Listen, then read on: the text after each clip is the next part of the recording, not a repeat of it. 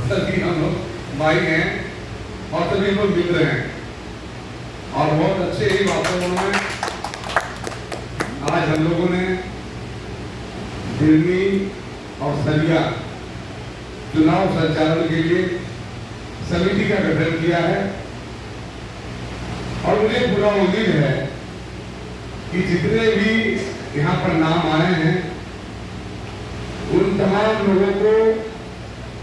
ये जो आने वाला 15-16 दिन है कठिन मेहनत करना है, परिश्रम करना है और कठिन मेहनत और परिश्रम के आधार पर जैसे कि हमारे सरिया में 23 पंचायत हैं, बिरनी में 27 पंचायत हैं, तो हम लोग का मुख्य फोकस कल से तमाम पंचायतों के अध्ययन करते हुए उन पंचायतों में बूथ की संख्या का नॉलेज लेना। हमारे पास पूरा बूथ लिस्ट है और उस बूथ लिस्ट को लेकर के एक्सरसाइज प्रारंभ करना है कि हमारा कौन सा पंचायत के लोग अवेलेबल आज भी अवेलेबल है, तो उन पंचायतों के लोगों को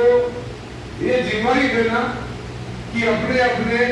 पंचायत के अंदर पढ़ने वाले बूथ में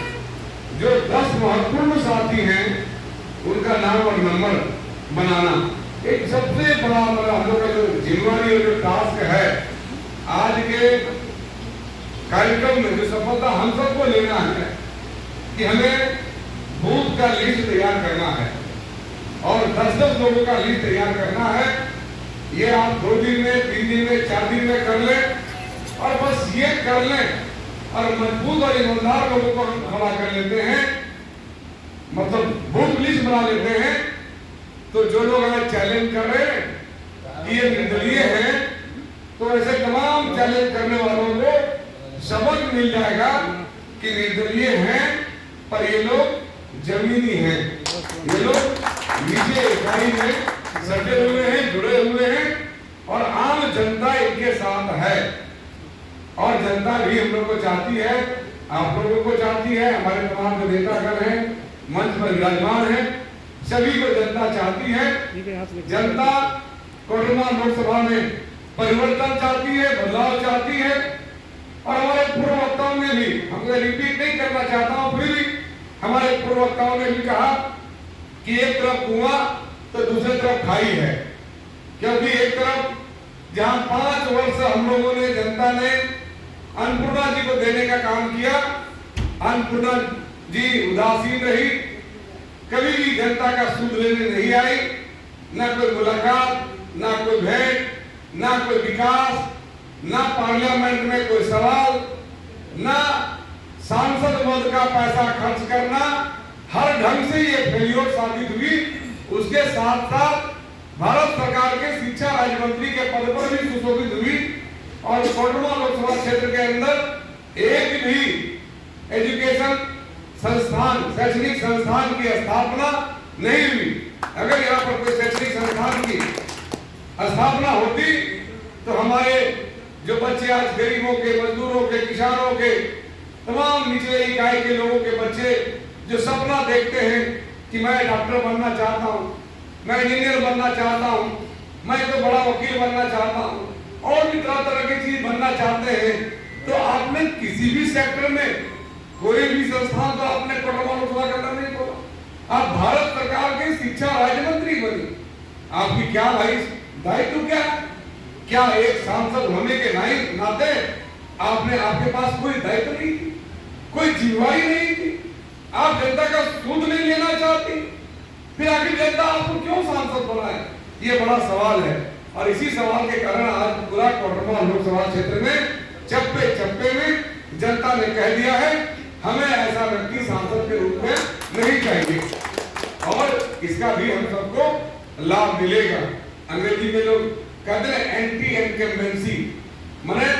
सत्ता के विपरीत लहर, इसका अनुवाद हम हिंदी में करें एंटी इनकम्बेंसी शब्द ज्यादा प्रचलित है, लोग हिंदी वाला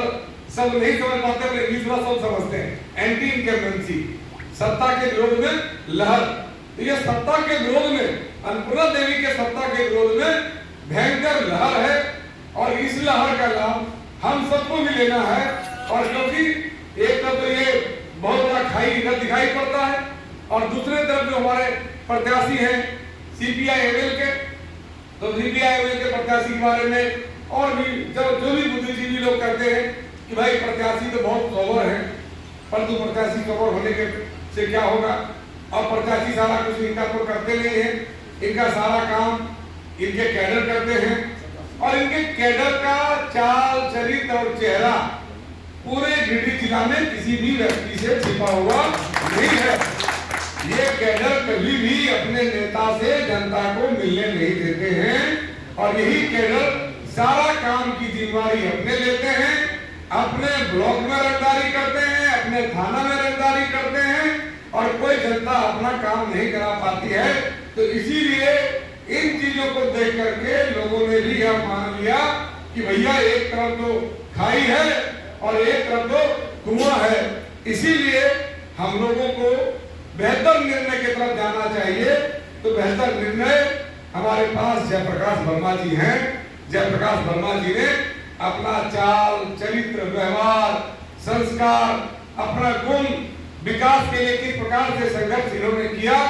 इन्होंने कैसे गांधी विधानसभा क्षेत्र को सजाया है 5 वर्षों से, भ्रष्टाचार से कैसे लड़ाई लड़ी और लोगों को न्याय दिलाने का प्रयास किया है, यह भी बात किसी से छिपा हुआ नहीं है। तो हम कहते हैं कि एक तरफ जो 2 उधर प्रत्याशी हैं और तीसरे प्रत्याशी हमारे हैं, तो जो हमारे प्रत्याशी का क्या गुण है, क्या विशेषता है, ये हमारे साथी भी जानते हैं और पूरा कोडरमा लोकसभा क्षेत्र की जनता भी जानती है। तो हम कहते हैं इन विषयों के साथ हम सबको जनता के बीच में जाना है और जा करके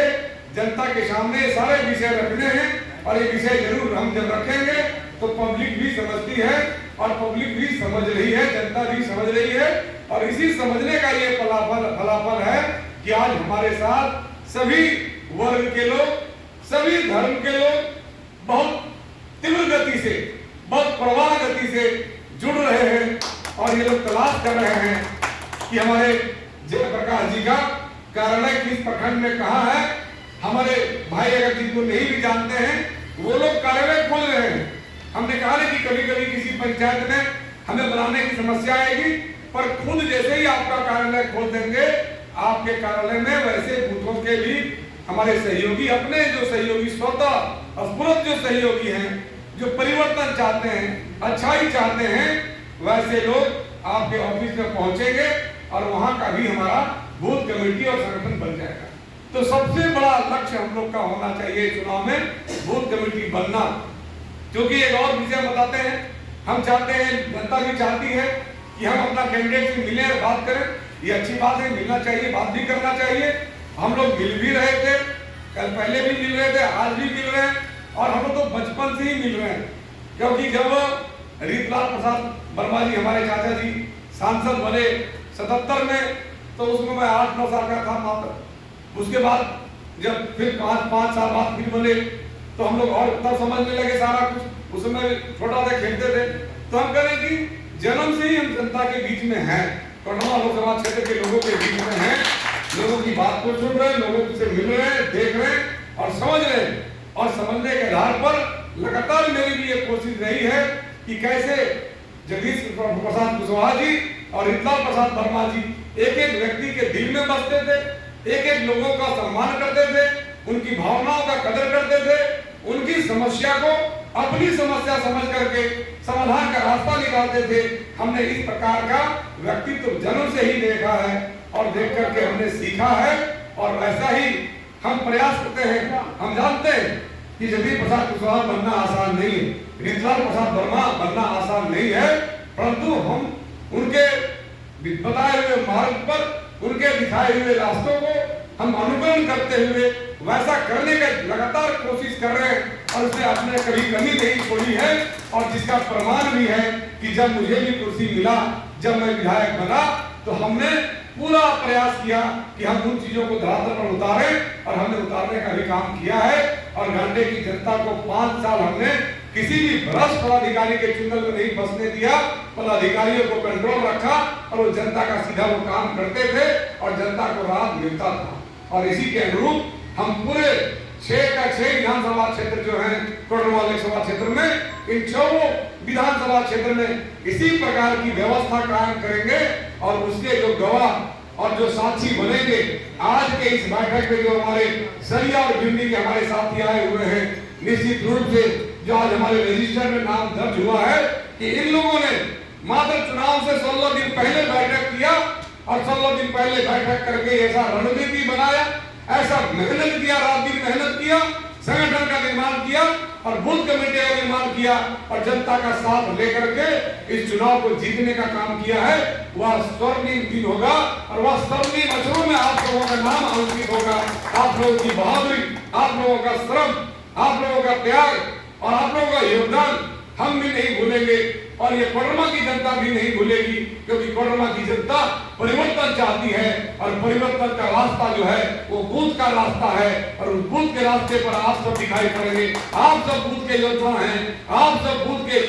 वीर हैं और आपकी वीरता और आपके युद्ध कौशल से ये चुनाव हम सब निश्चित जीतेंगे, क्योंकि सदगामा में भी हमारी कमेटी बन गई है, हमारी कमेटी देवली में बन गई है, जमुआ में बन गई है, हमारी कमेटी घंटे में बन गई है, हमारी कमेटी इचाक में बन गई है, हमारी कमेटी जयनगर में बन गई है, चरकुसा में बन गई है और कल कोडरमा में भी बनेगी। मरकजों में पहले से बन चुकी है, तो हम कहीं भी कमजोर नहीं है पूरे कोडरमा लोकसभा में। वैसे तो 23 प्रखंड पड़ते हैं, परंतु जो बड़े प्रखंड हैं वो 19 हैं